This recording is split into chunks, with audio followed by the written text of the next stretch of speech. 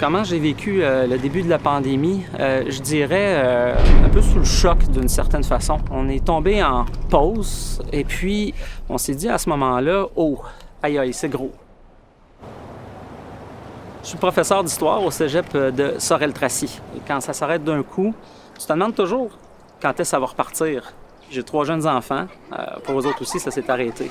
J'avais un désir de leur faire l'école à la maison aux autres aussi. Tu sais, je voulais pas qu'ils perdent ce qu'ils avaient acquis à l'école. En tant qu'enseignant, tu veux leur enseigner, tu vas faire l'école à la maison avec eux. Mais là, tu peux pas parce que tu enseignes déjà en ligne avec tes étudiants.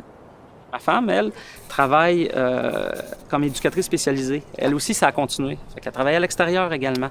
Donc, il y avait aussi cette angoisse-là, ce que ma blonde va attraper dans les milieux où elle travaille, justement le COVID. Alors, c'est tout ça, là. C'est vraiment, là, on jongle avec ça, puis on fait du mieux ce qu'on peut, là, ultimement. Là. Mon rôle a changé pendant la COVID dans la mesure où on a développé de nouveaux outils pour pouvoir livrer un peu le même travail qu'on livrait avant. Là.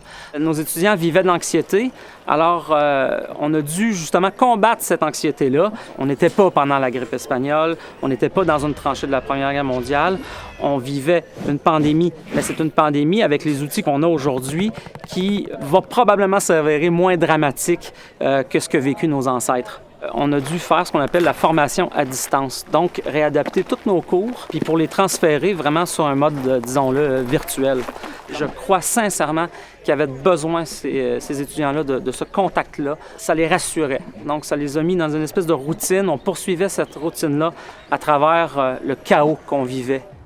Je pense que le rôle du professeur, ça a été une espèce d'encre pour les ancrer dans la réalité, tout simplement. Et puis ça, c'est fondamental quand on vit, à mon avis, là, une situation aussi chaotique que celle qu'on a vécue, du moins au début de la pandémie.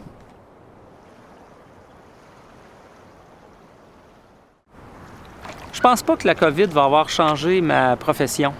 Mais cela dit, il va falloir développer des nouveaux outils pour offrir la même prestation de service, si on veut, qu'on faisait en tant qu'enseignant, du moins au départ. Donc, est-ce qu'après le COVID, on peut s'imaginer que ces jeunes-là ou cette humanité-là, je dirais, repartent sur de bonnes bases? En fait, on le souhaite et on espère que les lieux comme les cégeps, c'est un endroit où on va pouvoir faire réaliser des choses à ces jeunes-là et puis puissent eux-mêmes ensuite redéfinir un monde qui serait peut-être meilleur. C'est un peu naïf de le dire, mais on l'espère. On espère qu'un prof va rester un prof avec toutes les dimensions puis les facettes que ça comprend.